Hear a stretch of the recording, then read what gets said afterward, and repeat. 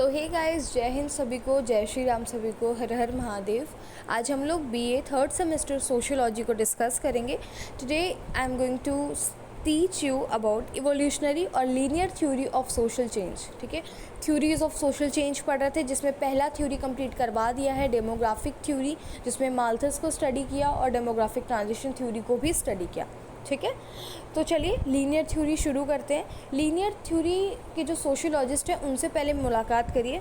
August Comte, Henry Morgan, Lewis Henry Morgan and हमारे Herbert Spencer ji. ठीक है, August com को शुरू करने से पहले इस थ्योरी के बारे में बैकग्राउंड बता देती हूँ, कि ताकि आपके माइंड में एक रहे कि आखिर ये कहना क्या चाहते हैं ना। अंत तक कभी कभार हम कंक्लूड कर देते हैं, बट बच्चे को समझ नहीं आता कि यार ये क्या बोल के चली गई।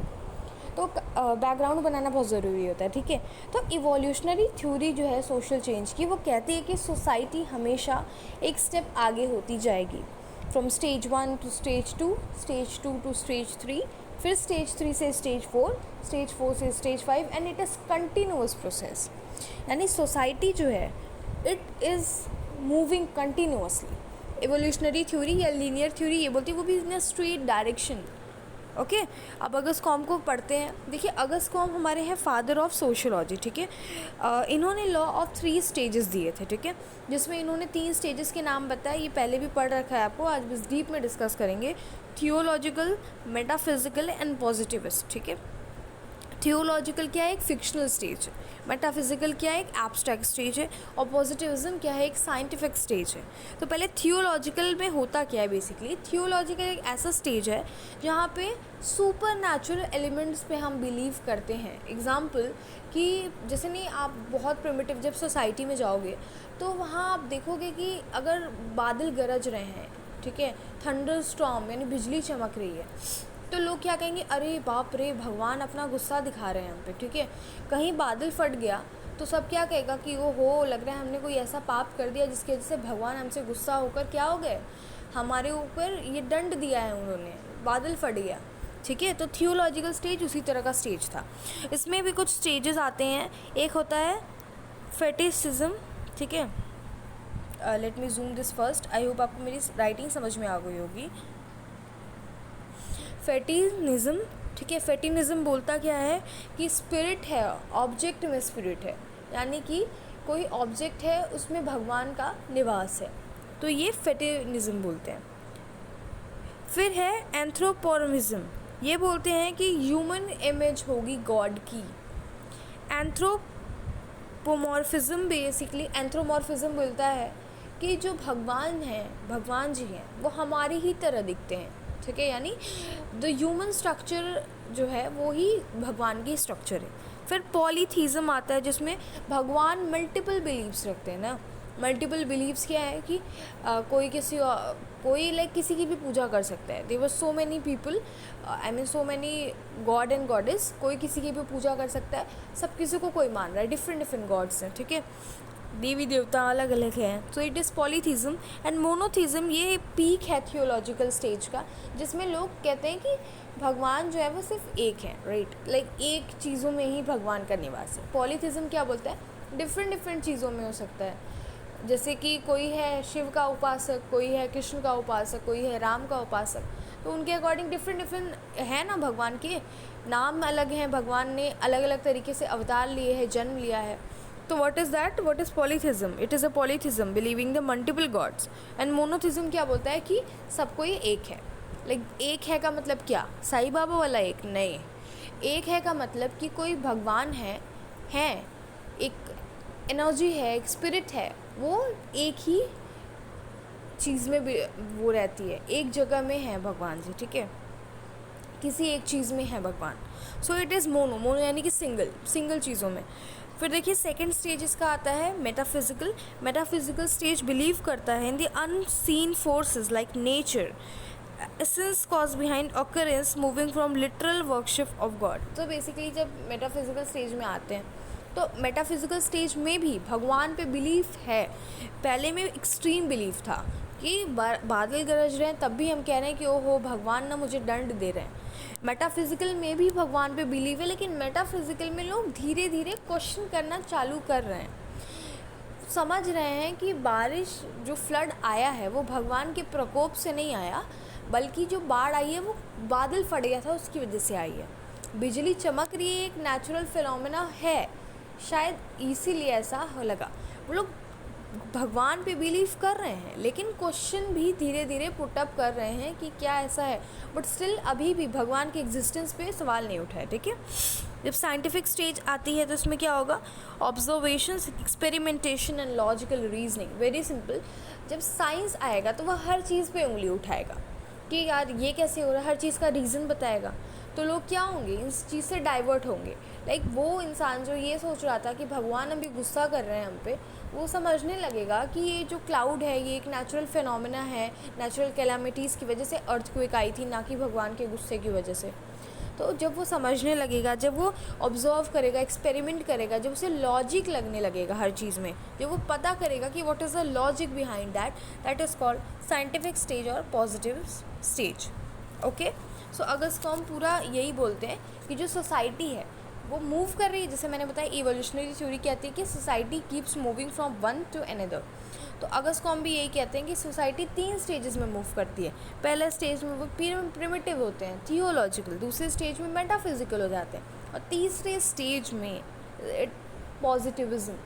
पॉजिटिविस्ट। दैट मीन्स कि लोग साइंस पे बिलीव कर रहे हैं, लॉजिक पे बिलीव कर रहे हैं, ना कि किसी ऐसी चीज़ में जो कि सुपर नेचुरल एलिमेंट है। ठीक है, नाउ देखिए, लेविस हेनरी मॉर्गन, ये एक एंथ्रोपोलॉजिस्ट हैं। ये भी बोलते हैं कि सोसाइटी मूव की है from one stage to another. इन्होंने 3 स्टेजेस बताए हैं। Let me zoom this first. मेरी गंदी राइटिंग के लिए मुझे माफ़ करिएगा, this is my rough copy, so please ignore writing. ठीक है, सो इन्होंने 3 स्टेजेस में क्या बोला, इन्होंने पहला स्टेज बोला सिवेजरी, ठीक है, दूसरा स्टेज बोला बार्बरिज्म, और तीसरा स्टेज बोला सिविलाइजेशन। सो सेवेजरी क्या है आप समझ सकते हो।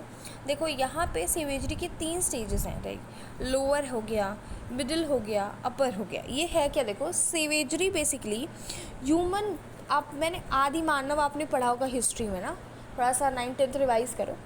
आदि मानव में आपको क्या दिखाई देता है कि जो आदि मानव हैं वो कैसे हैं, जंगलों में रहते हैं। ठीक है, उनका जो आविष्कार हुआ फायर का, वो भी आपको पता होगा, आपने पढ़ा होगा। तो जब वो एक दिन पत्थर को हिट कर रहे थे और अचानक से उसमें से फायर हुआ, ठीक है, जब स्टोन रब कर रहे थे और अचानक से जब फायर आ गया, तो फिर फायर का इन्वेंशन हो गया। और फिर लोग उसे क्या करने लगे, पका पका के फूड खाने लगे, उनको टेस्टी लगने लगा। वो चीज़ जो वो कच्चा ही खा रहे थे, आज वो उसे पका कर खा रहे हैं, उसमें टेस्ट आ रहा है उन्हें। सो देखो, सेवेजरी कहती है कि 3 स्टेजेस इसमें भी होते हैं। पहला जिसमें ह्यूमन जो है, आदि मानव थे जो फॉरेस्ट में रहते थे। सेकंड वो बोलते हैं इन्वेंशन होना चालू हुए, व्हील का इन्वेंशन हुआ। उन्होंने देखा कि जो व्हील है वो जो रोटेट कर कर के मूव कर रही है, वो जल्दी पहुंच जा रही है, इंस्टेड ऑफ लाइक कुछ भी करके आप जब उसे रोटेट करा के पहुंचा रहे हो तो वो जल्दी पहुंच रही है, इंस्टेड ऑफ एनीथिंग कि अगर आप उसे अपने हाथ से लेके जा रहे हो या फिर नॉर्मली लेकर जा रहे हो। तो that is called middle phase. Okay,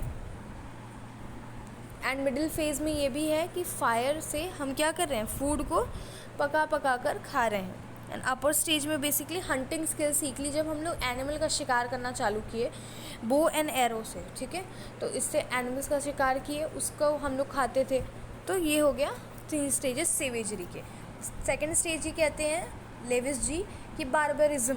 ये कहते हैं, फिर इसमें 3 स्टेजेस बताते हैं। ये कहते हैं कि लोअर स्टेज में क्या होगा, सेटल ह्यूमन बीइंग होंगे, pottery making, end of nomadic life style. Simply barbarism का जो पहला स्टेज है वो यही कहता है कि नोमैडिक लाइफ एंड हो गई है यहाँ पे। आदि मानव यार भाई चले गए, अब थोड़ा आगे बढ़ जाओ। ठीक है, तो यहाँ पे लोगों अपने शेल्टर पे ध्यान देने लगे, है ना, सेटल्ड ह्यूमन हो गए, और वो वर्क भी करने लगे, लाइक मिट्टी का घड़ा बनाए, मिट्टी का कुछ बनाए।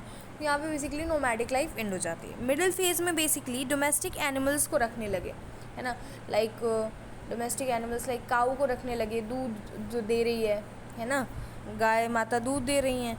एग्रीकल्चरल डेवलपमेंट होने लगा, यहाँ पे खेती होने लगी धीरे धीरे, समझ रहे हो।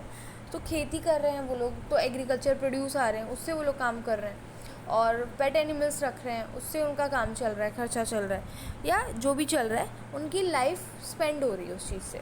तो मिडिल फेज़ में वो डोमेस्टिक एनिमल्स को रखने लगे, एग्रीकल्चर डेवलपमेंट होने लगी। और थर्ड जो है बार्बरिज्म में, वो अपर स्टेज है जिसमें आयरन की टूल्स का यूज़ होने लगा, एडवेंट ऑफ राइटिंग डेवलप। जैसे सिंपली कि अब आप एग्रीकल्चर पे पहले बैलों से करवाते थे और अब जुताई के लिए आप अच्छी से अच्छी मशीन यूज़ करने लगे हो, आयरन टूल्स यूज़ कर, मशीन नहीं बोलूँगी। अब आप बोलो ट्रैक्टर मैम, यहाँ पर ट्रैक्टर नहीं आएगा बच्चे, यहाँ पे आएगा टूल्स, लाइक हल हो गया, ठीक है। पहले तो इंसान हल ही चलाता था, तो हल हो गया, ये सारी चीज़ें टूल्स आएंगी प्रोडक्शन की। तो ओके, सिविलाइजेशन की अगर हम बात करेंगे तो begin with the invention of phonetic alphabet and the development of writing, so enabling organization of political society और टेरिटोरियल बेसिस। सो इसमें ये सिविलाइजेशन में कहते क्या है कि ये इंडस्ट्रियलाइज सोसाइटी हो गई।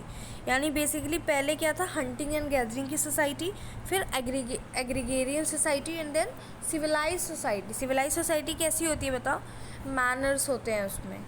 इंडस्ट्रियलिस्ट हो गई वो, यानी इन्वेंशन फोनेटिक अल्फ़ाबेट से हो गया यहाँ पे इन्वेंशन, राइटिंग की कला चीज़ें शुरू हो गई, लाइक कैसे लिखते पढ़ते हैं, ये सारी चीज़ें शुरू हो गई।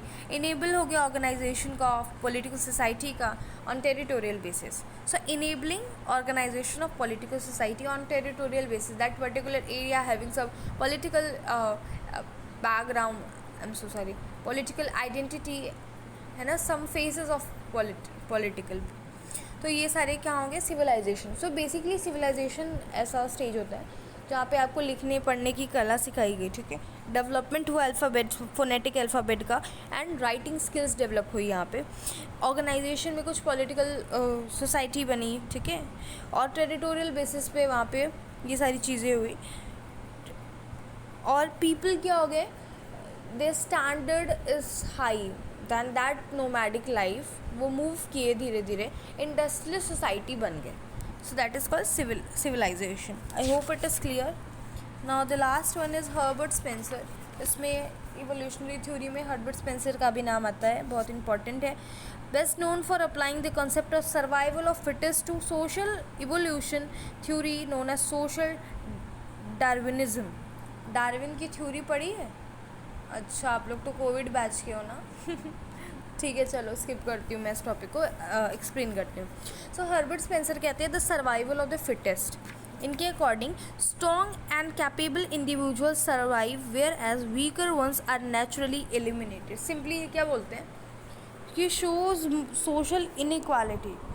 सो ये क्या बोलते हैं, ये हर्बर्ट स्पेंसर जी कहते हैं कि देखो, जो स्ट्रॉन्ग है, ठीक है, जो ऑलरेडी कैपेबल है, वो क्या है, वो सर्वाइव कर लेते हैं, और जो स्ट्रॉन्ग नहीं है, जो कैपेबल नहीं है, उनको नेचर ही एलिमिनेट कर देता है। तो ये क्या शो कर रहे हैं, इनइक्वालिटी और इनजस्टिस शो कर रहे हैं। इनका दूसरा प्रिंसिपल है the principle of non interference. ये क्या बोलता है कि Spencer was the prominent of laissez faire politics, advocating for minimum state inventions including affairs. He argued that government should not interfere in social process like health, education, economic condition. So basically क्या है ना, Spencer जी क्या कहते हैं कि state should not provide welfare to poor because it would interfere with the natural selection. इनका अलग ही concept था। ये क्या बोलते हैं भाई, ये कहते हैं कि देखो, नेचर ने ही ये इनइक्वालिटी बनाई है कि एक पुअर है, दूसरा रिच है, तो गवर्नमेंट को अपनी दुनिया भर की पॉलिसीज़ ले के उनकी वेलफेयर करने की ज़रूरत नहीं है। क्यों नहीं है, क्योंकि ये उनके जो ये नेचुरल सिलेक्शन हुआ है, जो नेचर ने ही बनाकर भेजा कि भाई ये वीक है और ये पुअर है, उसमें इंटरप्शन होगा। समझ रहे हो आप, इस चीज़ से बिलीव करते हो? नहीं ना। क्यों? क्योंकि अगर कोई वीक है तो उसको गवर्नमेंट पॉलिसीज़ प्रोवाइड करती है ताकि वो आगे बढ़ सके, सिंपली। लेकिन ये कहते हैं कि भाई देखो, नेचुरल सिलेक्शन है ये, ठीक है, ये पहले से ही बना बनाया विधा है कि वो पुअर रहेगा, वो रिच रहेगा, तो इसमें अगर आप हस्तक्षेप करेंगे तो this is not good. Spencer की आइडिया ये थी, ओके। स्पेंसर कहते हैं कि गवर्नमेंट को किसी भी हेल्थ केयर में, एजुकेशन में, इकोनॉमिक स्टेटस को डेवलप करने में पुअर्स की हेल्प नहीं करनी चाहिए, क्योंकि वो इंटरफेयर कर रहे हैं सोशल प्रोसेस में। सोशल प्रोसेस में इंटरफेयर करना is not good according to Herbert Spencer. So I hope ये समझ में आया हो आपको। फिर से एक्सप्लेन कर देती हूँ। हर्बर्ट स्पेंसर सिंपली ये कहते हैं, survival of the fittest to social evolution. यानी भगवान नेचर ने क्या किया है, ऑलरेडी लोगों को बना बनाया भेजा है। एक जो है गरीब है, दूसरा अमीर है, एक कैपेबल है, दूसरा अनकैपेबल है। तो वो कहते हैं कि गवर्नमेंट को फालतू में अपना टांग नहीं अड़ाना चाहिए, और जो चीज़ें हैं लाइक जो state should not provide welfare to poor because it would interfere with the natural selection. यानी वो उस सोशल प्रोसेस को बिगाड़ देगा, है ना। लाइक अगर कोई गरीब है, उसकी हेल्थ केयर अगर वो सही कर रहे हैं, एजुकेशन सेक्टर में उसे हेल्प कर रहे हैं, तो वो कहते हैं कि यार ये सब तो गलत चीज़ है, क्योंकि वो फिर सेम हो जाएगा ना। तो उनके अकॉर्डिंग है कि फिर हायरार्की जो सेट है, जो भी इंटरफेयर कर रहे हैं, ये सही नहीं है। वो कहते हैं गवर्नमेंट को इसमें हस्तक्षेप नहीं करना चाहिए सिंपली, ठीक है। सो एवोल्यूशनरी थ्योरी हो गई यहाँ पे ख़त्म। सो आपको एवोल्यूशनरी थ्योरी की कॉन्सेप्ट समझ में, सबको एक स्टेजेस बता रहे हैं ना, आपको स्टेजेस ही बता रहे हैं ना, कि पहले नोमैडिक, बारबेरियन, सिविलाइज्ड, कोई कह रहा है थियोलॉजिकल, मेटाफिजिकल, पॉजिटिविस्ट। ये सब क्या बोल रहे हैं, ये सब बता रहे हैं कि जो सोसाइटी है वो मूव की है from this stage to another stage, it is moving continuously in a linear direction, ठीक है। So thank you so much for watching this video. I hope आपको समझ में आया हो। अगर कोई भी चीज़ आपको नहीं समझ में आई हो, कोई ऐसा चीज़ जो मैंने स्किप करा दिया हो, आपके कमेंट सेशन ओपन है, आप जाकर पूछ सकते हैं। मुझे बहुत अच्छा लगेगा फीडबैक अगर आप देंगे तो। सो थैंक यू सो मच। जय श्री राम।